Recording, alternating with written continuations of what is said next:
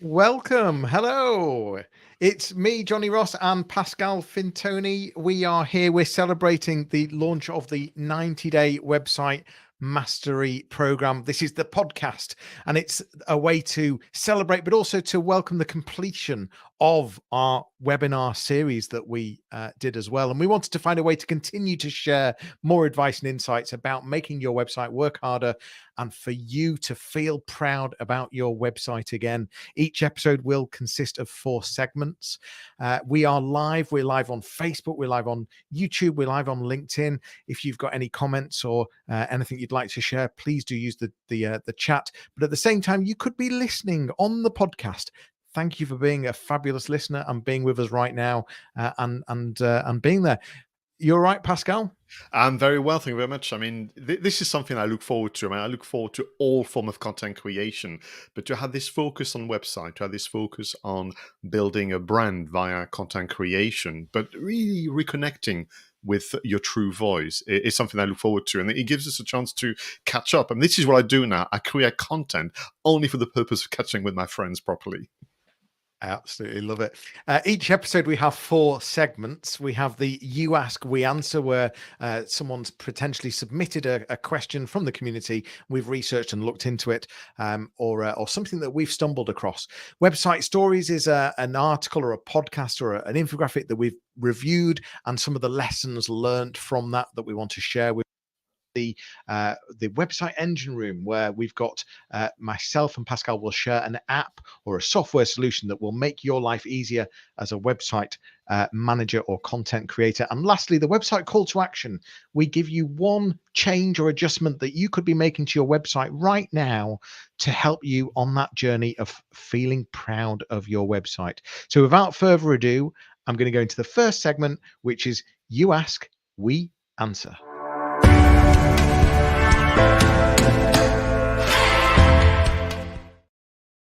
Thank you again, Johnny, for this amazing intro a moment ago. So for this episode, a question that was asked very recently during a project. So this is all to do with either relaunching a project, maybe a program, maybe a business.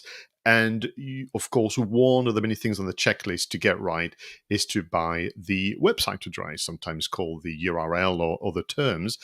And the client went on the many platforms you know very well, Johnny, to buy that domain name. And they were faced with what I call the marketing of online marketing, which is a long list of domain name extensions from .com to .eu to .inventory to .edu, whatever. And they just felt almost obligated to buy all of them, almost for fear of, well, if I don't, the competition or someone, excuse me, is going to clone my site and do this. So the question I suppose I was asked was, should I buy all domain extensions for my website? Over to you, Johnny. I think there's a fine line. I think there's a bit of brand protection. I think you've got to be conscious of what the future is. Are you wanting to be global, or are you wanting to be hyper local? And so the obvious ones are buying the .co.uk and the .com. Perhaps something relevant. So, for example, my website, I have one of my businesses is Fleek Marketing. So we have a .marketing extension, Fleek .marketing, but we also consider Fleek Marketing.co.uk and .com. But then on the other side, you could end up going way too far and buying way too many things. And the reality is that apart from brand protection, there's not a lot of other value that these domain names have.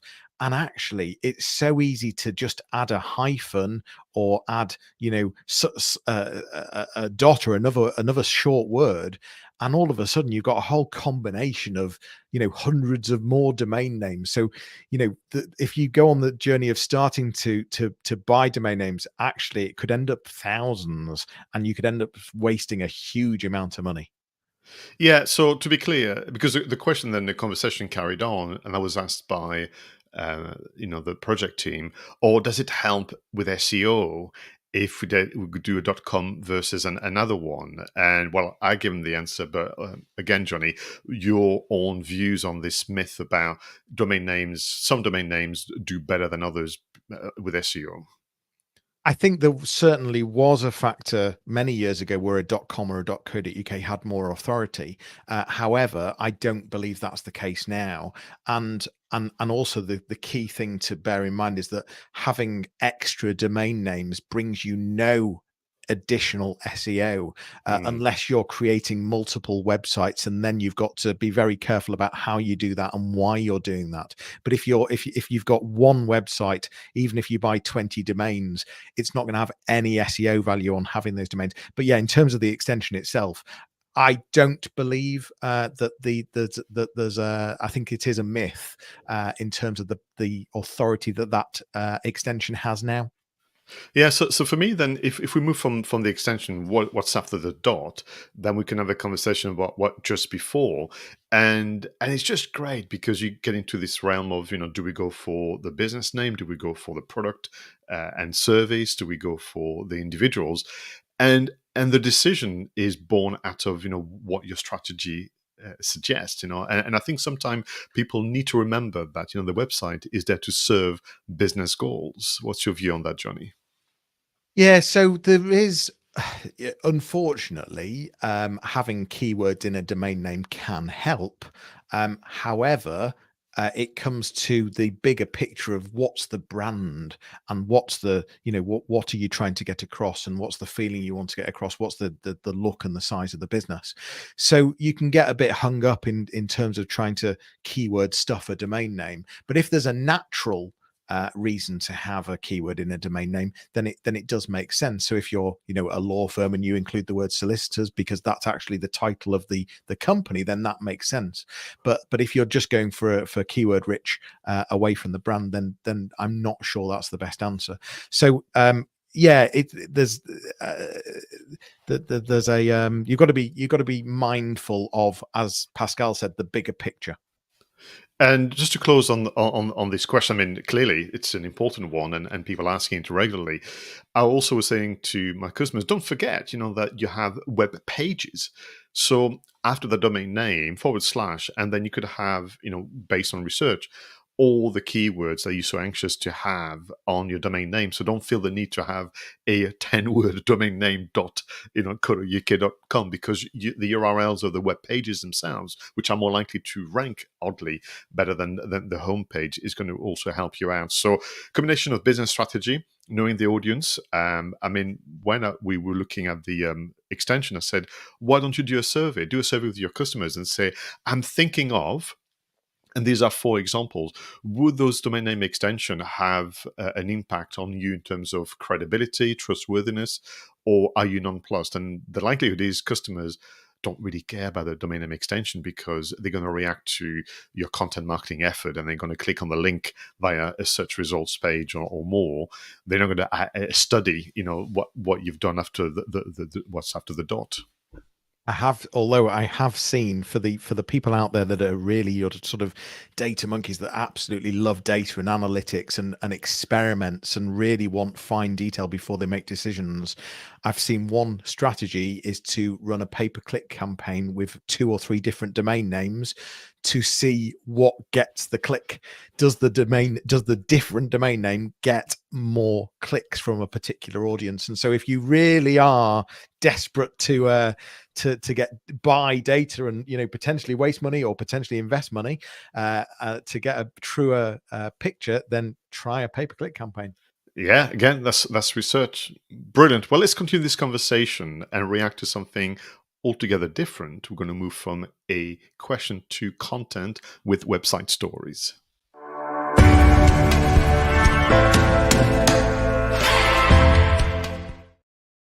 So in each episode, Johnny and I choose an article, a podcast, a video, maybe an infographic, something that can really help us reflect on what it means to run a website in today's economy.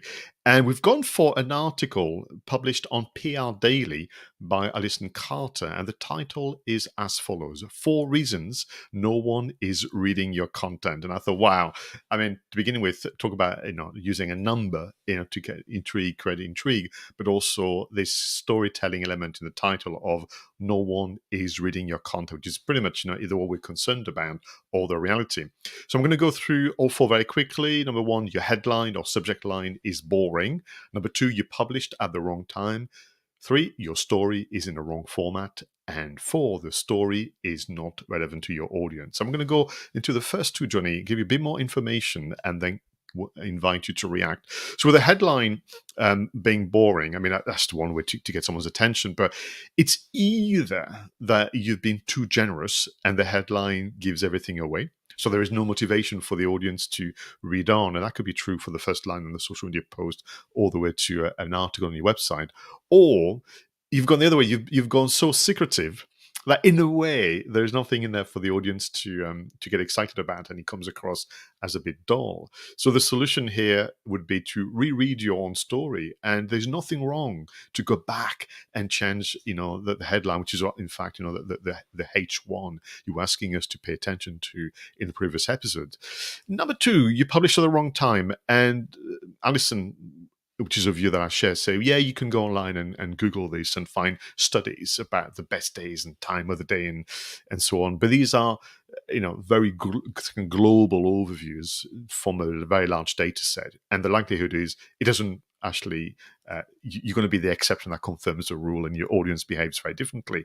So what is required here is for you to understand behavior in terms of when and how do people consult their inbox, when do they consult social media, when do they visit websites, and marry up your activities and publishing schedule accordingly. Look at your analytics, something that I'm sure you're going to also be in agreement with, and just understand that you're going to have to learn through testing. So the first two for you, with a bit more information from Alison, what are your views on that?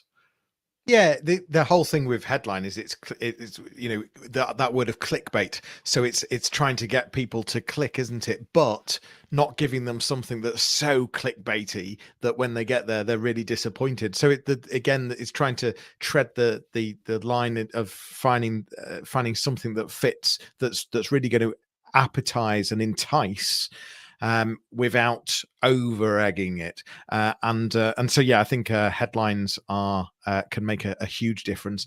Time of day, I agree with you. I think that potentially that could be some kind of red herring, because because it's more about when you potentially post it on social, when you not shout about it, but dare I use that word, but when you talk about it and introduce it, not necessarily exactly when it was published on the website. So I wouldn't get too hung up about that. But I know you've not got to point 3 and 4 yet, but for me, I think I always ask myself the question: we're all busy, aren't we? We are all busy people. We've got lots to do.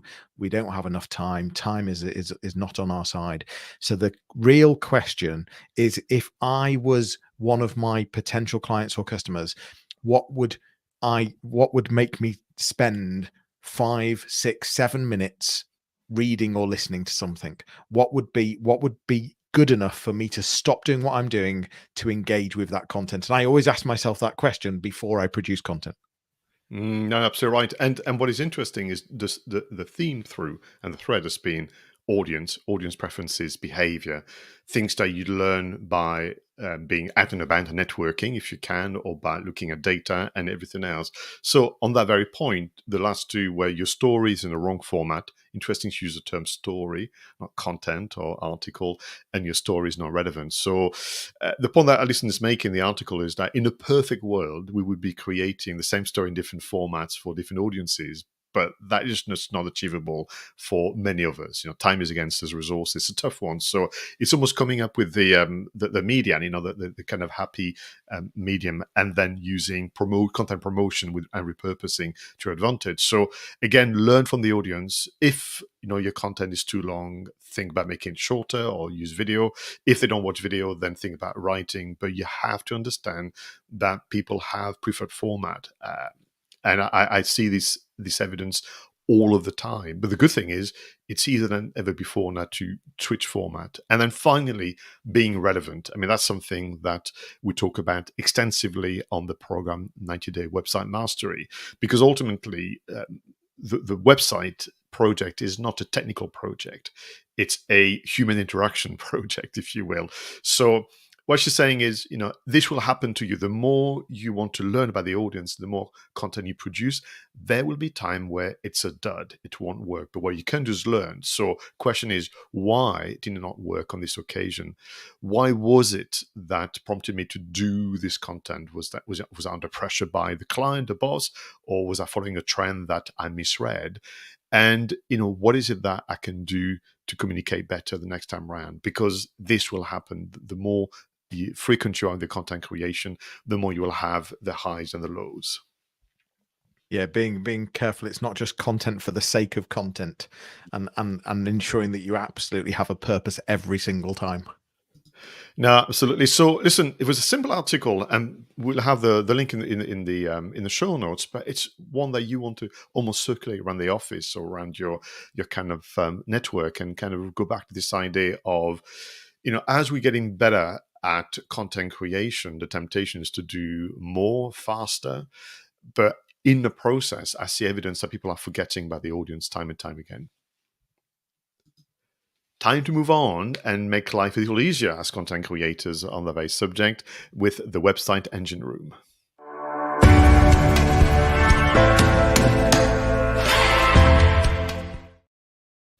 I always look forward to this segment because I do not know what Johnny is going to present to all of you, an app, a solution, an online kind of bit of tech that can really speed things up for all of us as website managers. So what have you got for us this time, Johnny? So, Pascal, you talked about Answer the Public a few episodes ago. Mm-hmm. A great way to be able to find questions that people are actively typing into Google. And that gives you a purpose to be able to start producing content, because it's what people are asking, it's what people are searching, and it's the things that people are wanting to know. The tool that I'm wanting to mention today is whatpeopleask.net. It's a free version of Answer the Public. So it's whatpeopleask.net. The link will be in the show notes. And as I said, it's a great way to be able to get from a big data set, what are people typing into Google? What are the questions people are asking? Because that's their problems, that's the solutions they're wanting. And if you can produce content around that, then you're at least halfway there in terms of starting that engagement and giving them the answers that they're wanting. So the app for me today is whatpeopleask.net. And we're just talking about relevancy and but also it's what we would have done, you and I, by studying newspapers, by having conversation about networking. And I'm talking about a time before the internet, or as dominant as it is now with online marketing. So to have that, reporting back to you, I'm excited at this moment in time about this idea of having artificial assistant in the world of marketing. So it's a double A. It's not AI, but it is powered by AI. This idea of, I need to know this to inform my strategy and content creation effort. And you got things like whatpeopleask.net. And can I just say, this is a perfect domain name as well for a product, isn't it? It certainly is.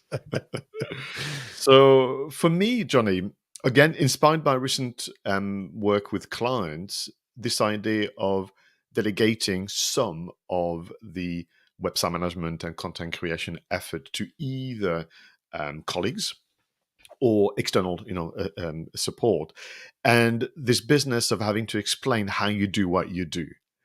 And it's hard, and people have tried a few things, like recording a Zoom call where they have a monologue and they record and they fly through on the CMS or whichever, or they've tried things like bullet point, step-by-step guide. All this takes a lot of time. So what I'm hearing from my customers, yeah, and I know, Pascal, you've said I should delegate, but I've not had the time to do it, and I've not had the time to create the how-to guide. So they're still not moving forward. So what we've looked at is a solution called Scribe. And so in a context of an assistant, I want you to imagine you have someone sat next to you, that is writing down what you would say to somebody else in terms of a guide.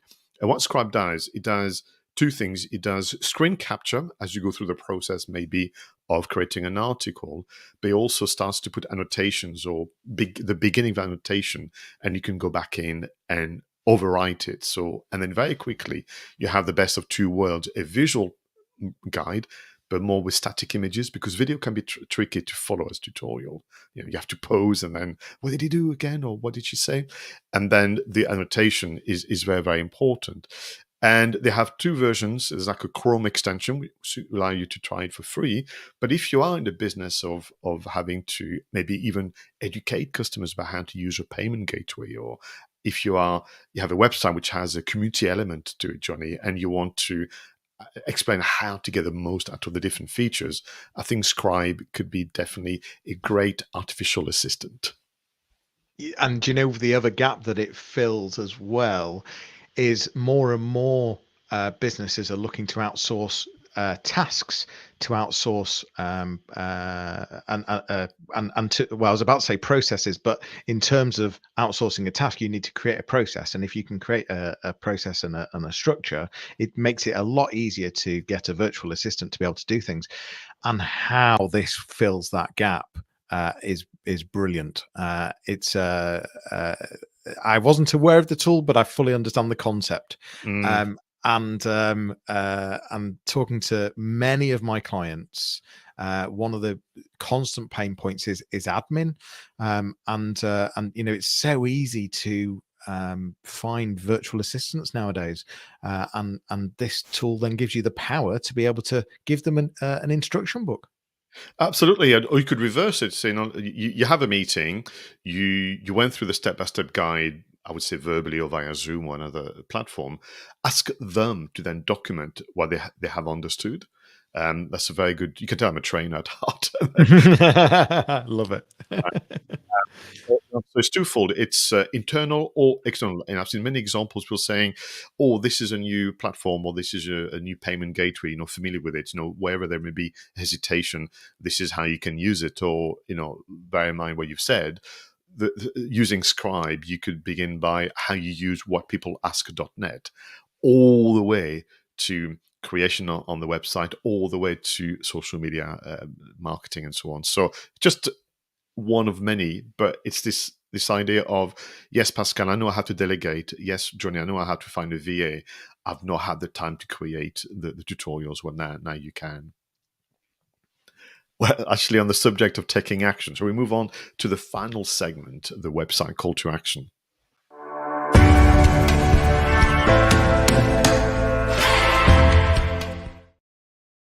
So this is about the one change, the one adjustment, this one small action that can have a big, big impact on your business and your website.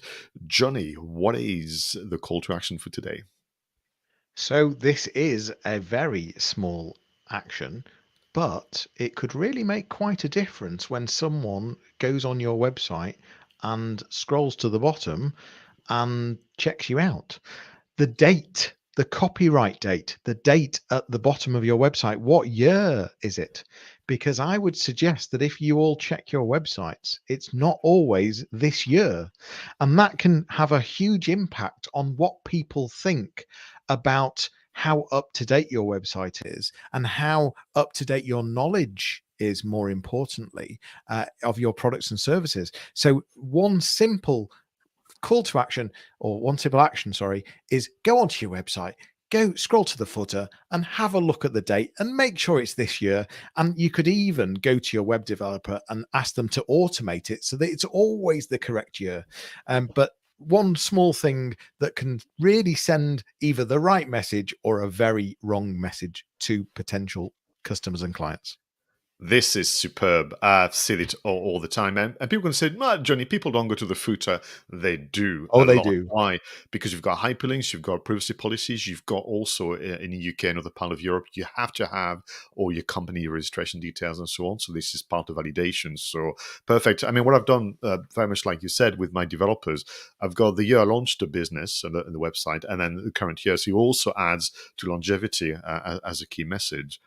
My call to action is like yours. It's a very simple one, but very powerful one. So I want people to look back at social media. But we're going to come back to the website in a moment. So look at social media, look at your dashboard, and look at the best performing post for the last few months. And then I'm going to talk about repurposing up.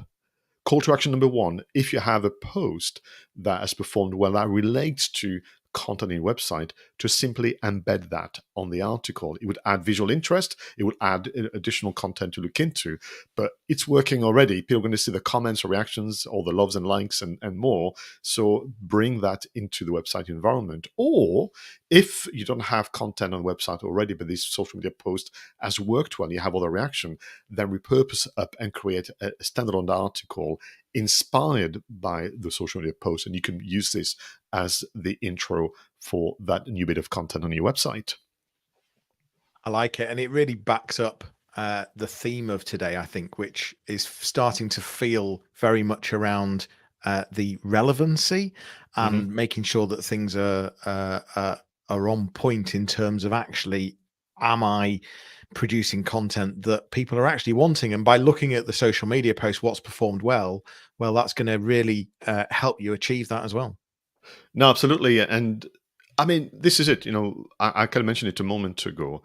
The website, I granted to begin with, feels like a technical project.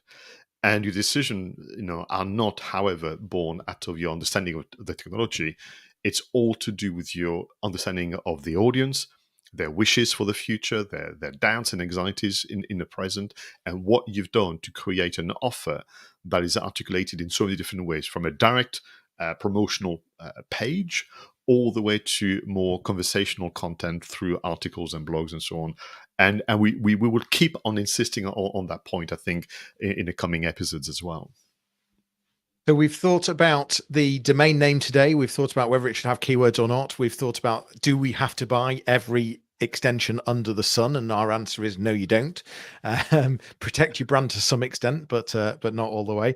We've then talked about content and how to make sure that people are actually going to click, but more so spend time listening or reading. We've given you some great tools as well. Your reflection on today's episode, Pascal, anything's jumped out for you? What's the theme for you? The thing is, these are actually very simple questions, very simple actions, but what you get back in terms of your good standing in your industry and the impression you give to your future customers is quite significant. And that to me has been always sometimes the kind of magic of digital. It's a simple action, it's a simple adjustment and to your mindset sometimes and to the action, but what you get back in return is almost disproportionate. Guerrilla marketing, I think. Brilliant. Guys, that is it for today. This was episode 8 of our new podcast series, the audio companion to the 90-day website mastery program. For more information, please visit 90daymarketingmastery.com. You'll be able to book a call with either myself or Pascal. We will be back with another episode. In the meantime, feel free to send your questions, share your preferred app and links to your website once you've made the changes we spoke about, and we'd love to give you a shout out. We want you feeling proud of your website. Bye for now, everyone, and we'll leave you with a fun video and audio montage whilst you go through your notes and actions. See you all soon. Take care.